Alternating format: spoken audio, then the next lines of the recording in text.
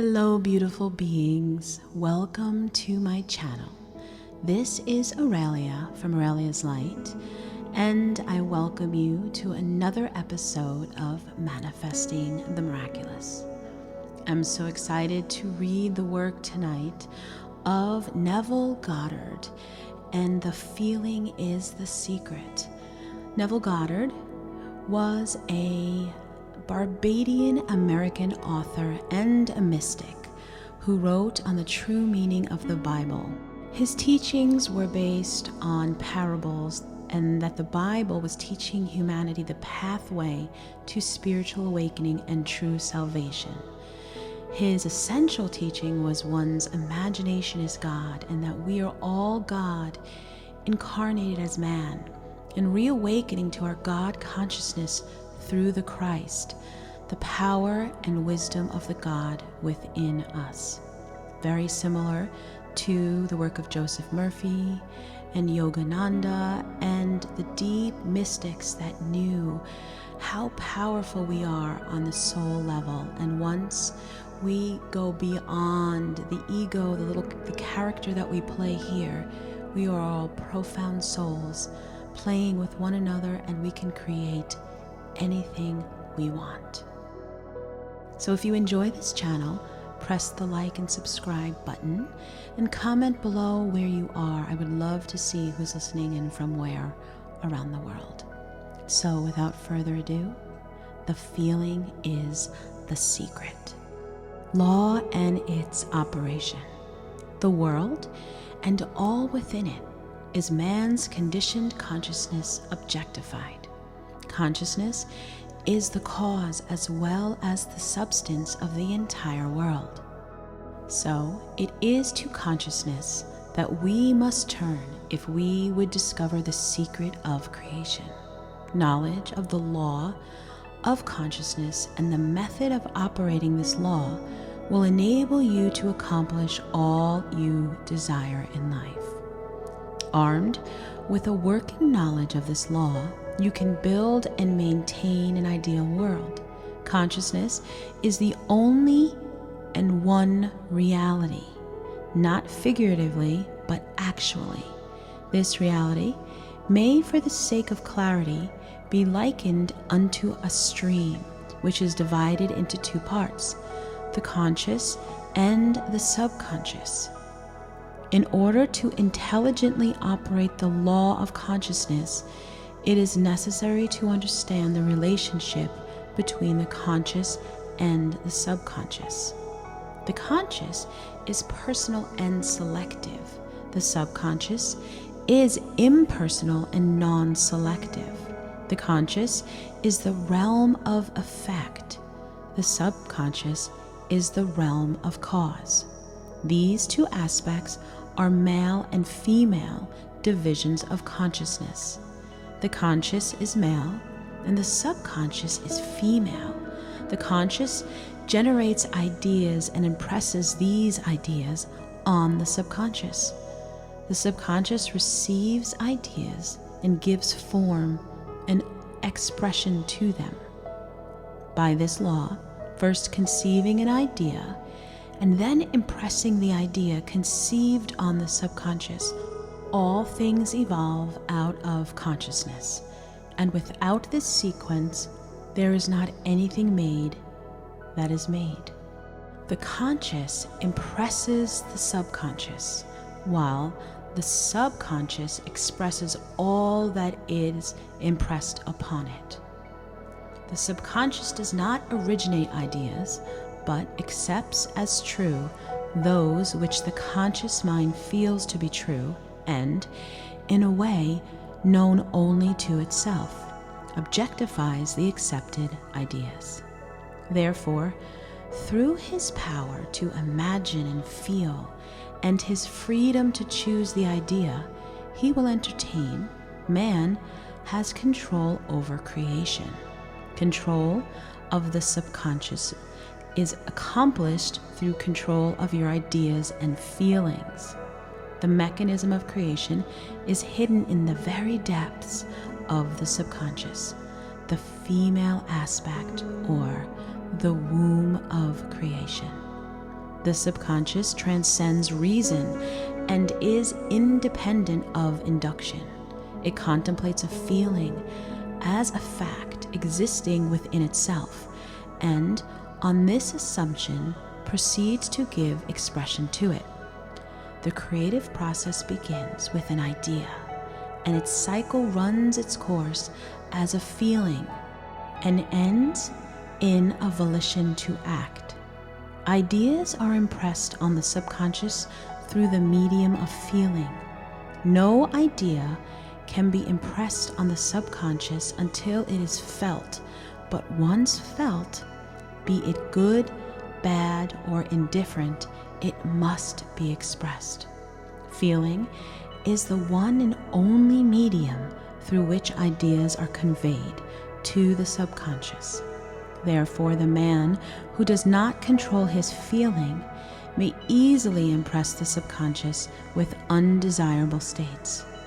By control of feeling is not meant restraint or suppression of your feeling, but rather disciplining of the self to manage and imagine and entertain only such feelings as contributes to your own happiness. Control of your feeling is all important to a full and happy life. Never entertain an undesirable feeling, nor think sympathetically about wrong in any shape or form. Do not dwell on the imperfections of yourself or others. To do so is to impress the subconscious with these limitations. What you do not want done unto you, do not feel that it is done unto another. This is the law of a full and happy life. Everything else is commentary. Every feeling makes a subconscious impression, and unless it is counteracted by a more powerful feeling of an opposite nature, it must be expressed. The dominant of the two feelings is the one expressed. I am healthy is a stronger feeling than I will be healthy. To feel I will be is to confess that I am not. I am is stronger than I am not. What you feel you are always dominates what you feel you would like to be. Therefore, to be realized, the wish must be felt as a state that is rather than a state that is not. Sensation precedes manifestation and is the foundation upon which all manifestation rests. Be careful of your moods and feelings, for there is an unbroken connection between your feelings and your visible world. Your body is an emotional filter and bears the unmistakable marks of your prevalent emotions. Emotional disturbances, especially suppressed emotions, are the causes of all disease. To feel intensely about a wrong without voicing or expressing that feeling is the beginning of disease, dis-ease in both body and environment. Do not entertain the feeling of regret or failure, for frustration or detachment from your objective results in disease. Think feelingly only about the state you desire to realize. Feeling the reality of the state sought and living and acting on that conviction is the way of all seeming miracles.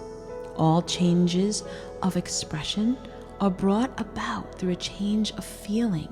A change of feeling is a change of destiny. All creation occurs in the domain of the subconscious. What you must acquire then is a reflective control of operation of the subconscious, and that is controlling of your ideas and feelings. Chance or accident is not responsible for the things that happen to you, nor is predestined fate the author of your fortune or misfortune. Your subconscious impressions determine the condition of your world. The subconscious is not selective. It is impersonal and no respecter of persons. Acts 10:34, Romans 2:11. The subconscious is not concerned with the truth or falsity of your feeling. It always accepts it as true, that which you feel to be true. Feeling is the assent of the subconscious to the truth of that which is declared to be true. Because of this quality of the subconscious, there is nothing impossible to man. Whatever the mind of a man can conceive and feel as true, the subconscious can and must objectify. Your feelings create the pattern from which your world is fashioned, and a change of feeling is a change of pattern. The subconscious never fails to express that which has been impressed upon it. The moment it receives an impression, it begins to work out all the ways of its expression. It accepts the feeling impressed upon it, your feeling as a fact existing within itself, and immediately sets about to produce in the outer or objective world the exact likeness of that feeling. The subconscious never alters the accepted beliefs of man. It outpictures them to the last detail, whether or not they are beneficial. To impress the subconscious with the desirable state, you must assume the feeling that would be yours had you already realized your wish. In defining your objective, you must be concerned only with the objective itself. The manner of expression or the difficulties involved are not to be considered by you. To think feelingly on any state impresses it on the subconscious. Therefore, if you dwell on difficulties, barriers, or delay, the subconscious, by its very non-selective nature, accepts the feeling of difficulties and obstacles as your request and proceeds to produce them in your outer world. The subconscious is the womb of creation. It receives the idea unto itself through the feelings of man. It never changes the idea received, but always gives it form. Hence, the subconscious outpictures the idea in the image and likeness of the feeling received. To feel a state as hopeless or impossible is to impress the subconscious with the idea of failure. Although the subconscious faithfully serves man, it must not be inferred that the relation is that of a servant to a master, as was anciently conceived. The ancient prophets called it the slave and the servant of man. St. Paul personified it as a woman and said, the woman should be subjected or subject to man in everything. Ephesians 5:24. Also, Corinthians 14:34. The subconscious does serve man and faithfully gives form to his feeling. However, the subconscious has a distinct distaste for compulsion and responds to persuasion rather than command. Consequently, it resembles the beloved wife more than the servant. The husband is the head of the wife. Ephesians 5:23. It may not be true of men and women in their earthly relationship, but it is true of the conscious and the subconscious, or the male and female aspects of consciousness. The mystery to which Paul referred when he wrote, "This is a great mystery." 5:32. He that loveth his wife loveth himself, and they two shall be one flesh, is simply the mystery of consciousness. Consciousness is really one and undivided, but for creation's sake it appears to be divided into two. The conscious, objective, or male aspect truly is the head and dominates the subconscious, subjective, or female aspect. However, this leadership is not that of the tyrant, but of the lover. So by assuming the feeling that would be yours, were you already in possession of your objective, the subconscious is moved to build the exact likeness of your assumption. Your desires are not subconsciously accepted until you assume the feeling of their reality. For only through feeling is an idea subconsciously accepted, and only through the subconscious acceptance is it ever expressed. It is easier to ascribe your feeling to events in the world than to admit that the conditions of the world reflect your feeling. However, it is eternally true that the outside mirrors the inside. As within, so without. As above, so below. As below, so above. As within, so without. As without, so within. Correspondence, the second of the 7 principles of Hermes. A man cannot receive nothing unless it is given him from heaven, John 3:27, and the kingdom of heaven is within you. Nothing comes from without. All things come from within, from the subconscious. It is impossible for you to see other than the contents of your consciousness. Your world in its every detail is your consciousness objectified. Objective states bear witness of the subconscious impressions. A change of impression results in a change of expression. The subconscious accepts as true that which you feel as true, and because creation is the result of subconscious impressions, you, by your feeling, determine creation. You are ready that which you want to be, and your refusal to believe this is the only reason you do not see it. To seek on the outside for that which you do not feel you are already is to seek in vain, for we never find that which we want. We only find that which we are. In short, you express and have only that which you are conscious of being or possessing. To him that hath, it is given.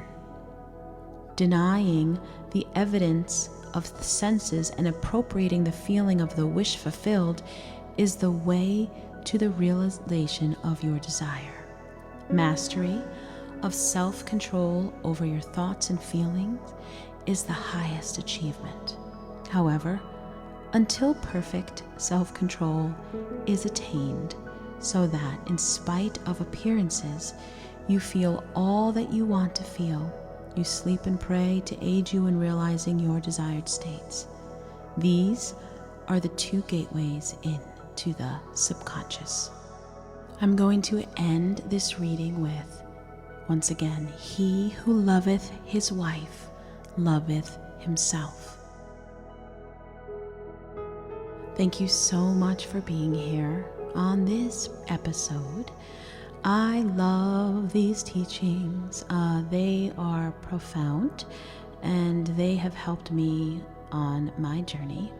And, I have to refer back to them all of the time. If I'm struggling, I have to look inside myself and find what I'm resistant to, where is my resistance, and how do I neutralize it so that I can just bring it to the light and create from that space. Now, another thing I found really interesting about this particular reading is that when I had my own near-death experience, and some of you may have seen it on other channels, and I promise I will share it here on my own channel, but when I had my NDE and I went into the void and it was black, and I felt like the feeling was the womb, and I knew intuitively that anything I thought I would be able to create, anything I thought I would go to. And again, when I was there, I was fully alive, fully awake, and fully conscious. I felt the same as I feel now. It was just the absence of a body.